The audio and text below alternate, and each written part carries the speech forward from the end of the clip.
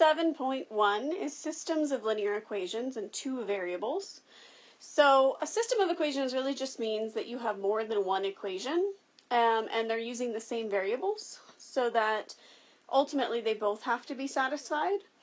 Typically those two variables will be x and y, since those are the ones we're the most used to using. Visually, what this means is that you have two linear equations, right? So that means you have two lines. And if the system has to have the same x and y values, then those values will correspond to the intersection point of the graph of those two lines. So it seems visually it becomes pretty straightforward. If I give you an example, this is what a system of equations would look like. 6x plus 2y equals 3, and 5x minus y equals 4. So independently, they're just linear equations. If we solve both of these equations for y and then graph them, we can see visually what it is we're solving for. So just like you're used to doing, start with each equation, solve for y. So I subtracted 6x from both sides for the first one, and I added y on both sides for the second one. And then for the first one, I divide by 2, and for the second one, I then subtract the 4, allowing me to get two different equations that are both linear functions for this particular system. So the first one turns into y equals 3/2 minus 3x, and the second one turns into y equals 5x minus 4.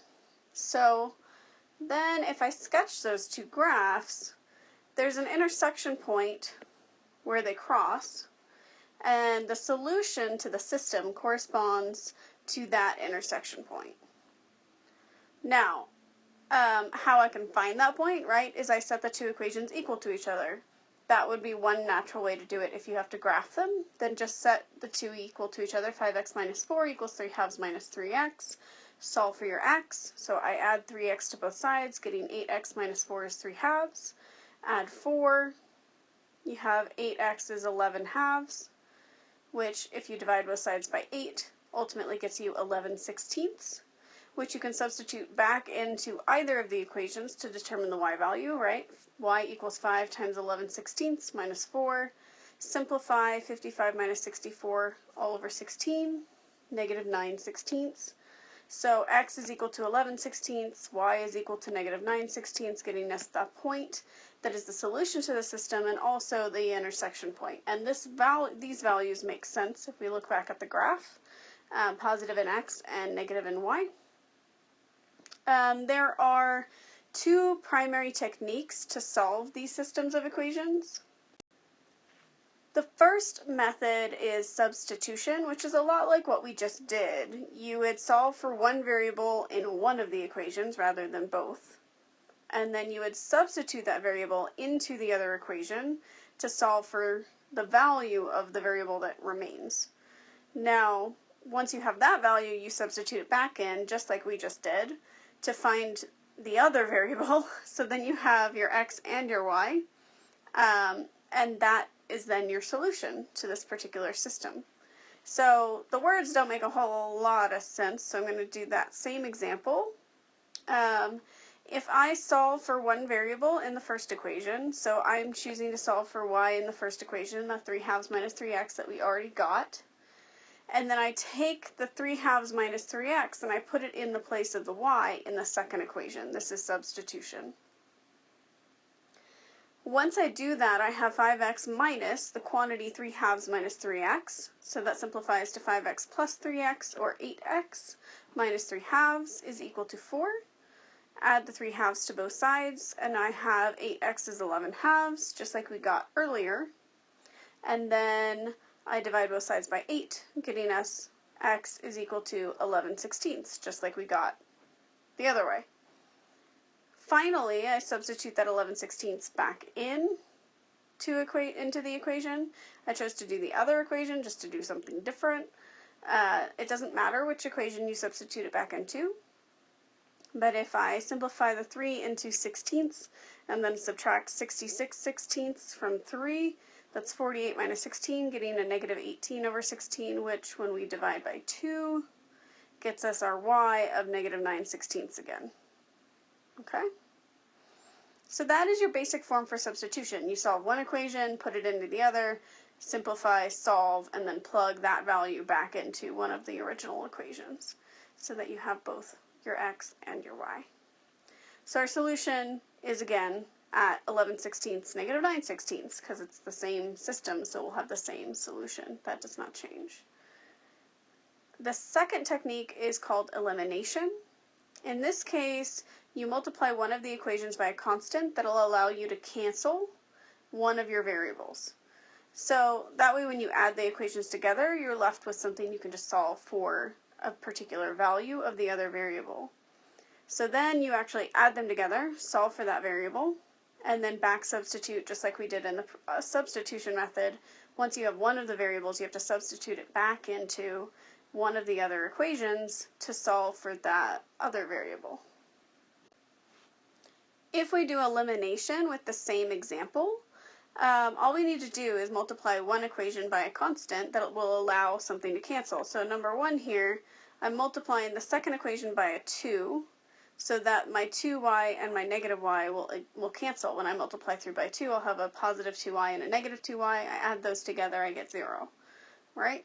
So I'm getting rid of my y's and solving for x. The new system that results from doing that is 6x plus 2y equals 3 still, because I didn't change that one, but I multiplied the other one by 2, so I have 10x minus 2y is equal to 8.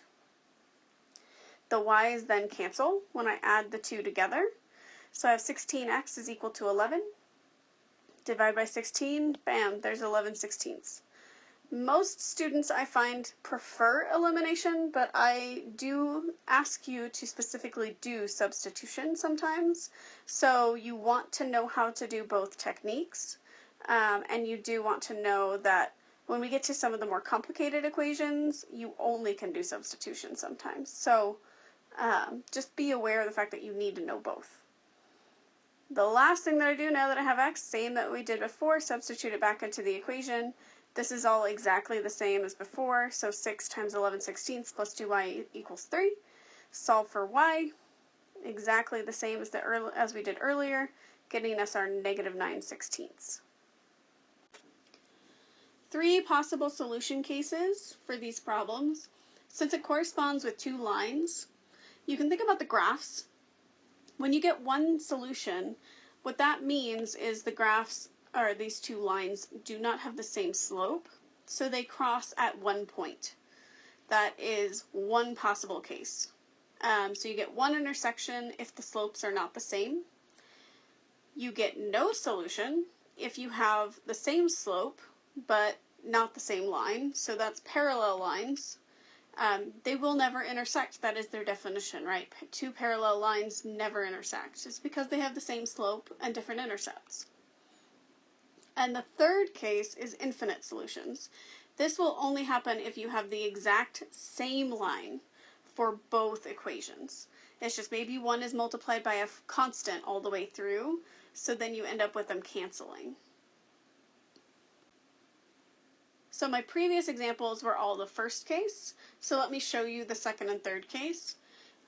So if I give you the system 3x plus 2y is equal to 4 and 6x plus 4y is equal to 5, I'll solve this one with elimination. So to cancel the y's, which I could cancel the x's or the y's, but I'm going to try and cancel the y's, so I look at 2 and 4 because they're smaller. And 4 is 2 times 2, but then I need one of them to be negative, so I multiply the whole top equation by a negative 2. And that gets me, when I distribute it, a negative 6x, negative 4y is equal to negative 8. Okay? So, but then when I simplify, the x's cancel and the y's cancel. So I'm left with 0 on the left and a negative 3 on the right. And 0 is not equal to negative 3. That is not possible. So this is a contradiction because it's not possible. That means that there are no solutions for this system. And the reason that this is happening is because the slopes of these 2 lines are the same, but they don't have the same intercepts. So if you actually solve for y equals mx plus b, you would see the same m, but a different b value for each equation. And so that's just because these lines are parallel. All right, and then if I gave you 2x minus y equals 3 and 4x minus 2y equals 6, let's solve this one with substitution, just so we're doing both.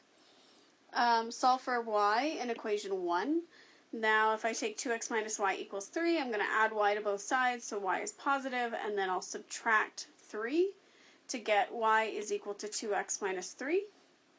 And then I just replace the y in the second equation with 2x minus 3. So I have 4x minus 2 times 2x minus 3 is equal to 6.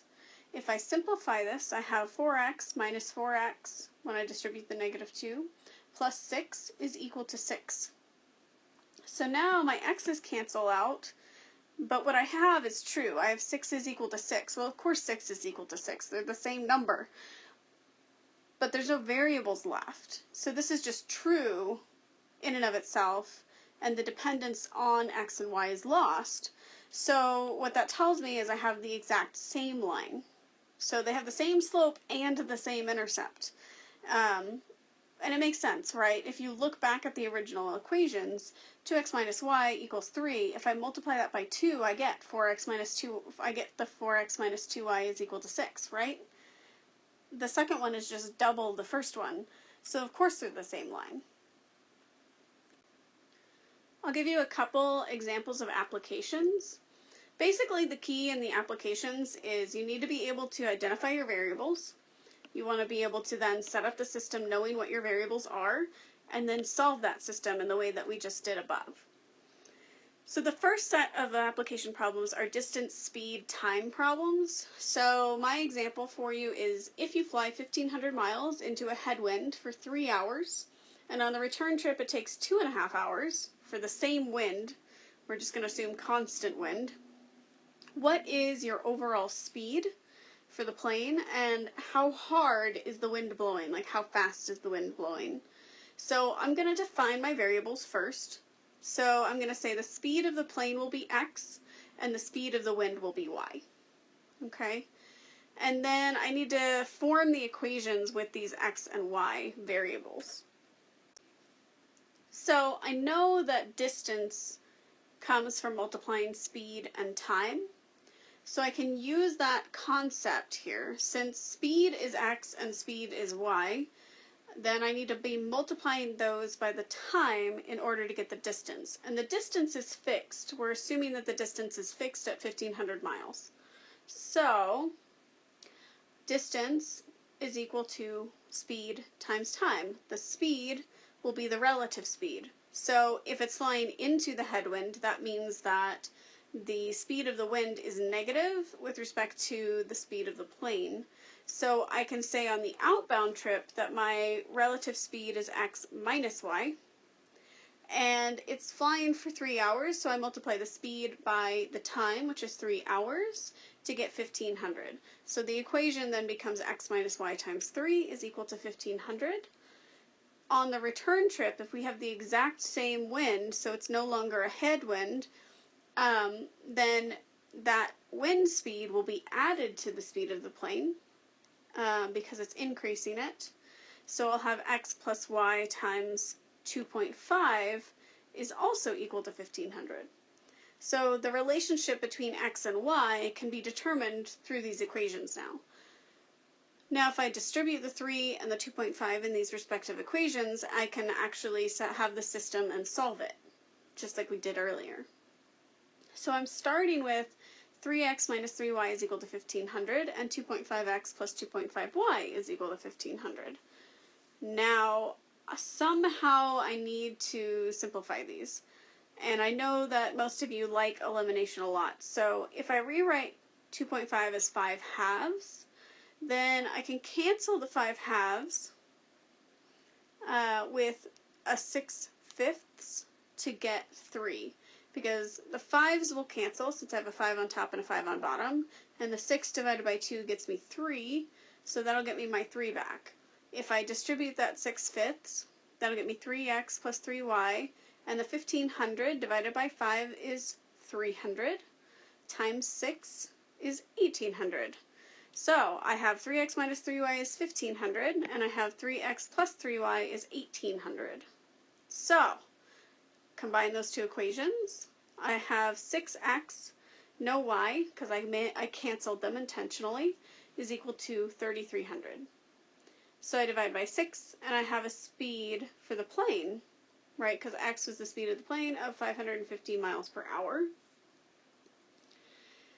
Then I can substitute that back into the original equation. So if x is 550, I multiply that by 3. I have 1650 minus 3y is equal to 1500. Subtract my 1650 off. Negative 3y is equal to negative 150. So y is then equal to 50 miles per hour for the speed of the wind. Does that make sense? I hope it makes sense. Last one, mixture problem.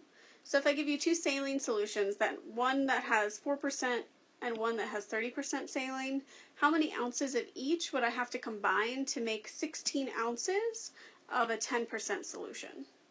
Okay, so we're combining a lot here.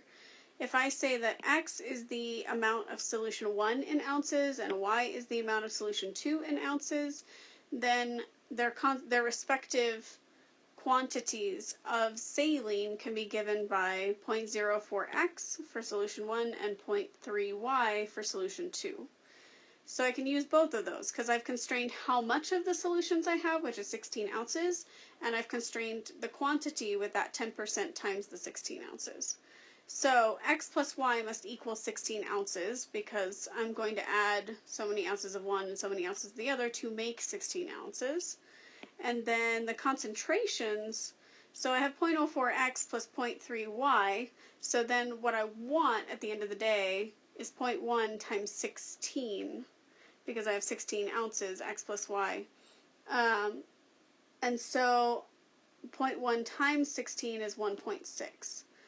Now, because these are decimals, so they're kind of funky to work with to make them cancel, I'm going to multiply the whole thing by 100. Getting me an x plus y equals 16 and a 4x plus 30y is equal to 160. So now if I multiply the first equation by negative 4 to do elimination again, right, that'll cancel my x's. So I'll have negative 4x minus 4y is equal to negative 64, and 4x plus 30y is equal to 160. Combine those two to get rid of the x's. I'm left with 26y is equal to 96. Divide both sides by 26, leaving us with y is 48 divided by 13 ounces of saline. So I need 48 thirteenths of the second solution. How much do I need of the first solution? So I substitute that back into the equation. So x plus 48 over 13 is 16. That seemed like the most straightforward problem to substitute it into. So I can rewrite 16 as 208 over 13. I just multiply it by 13 on top and bottom. So 208 minus 48 gets us 160 thirteenths ounces of solution 1. Please let me know if you have questions, and we'll see you in class.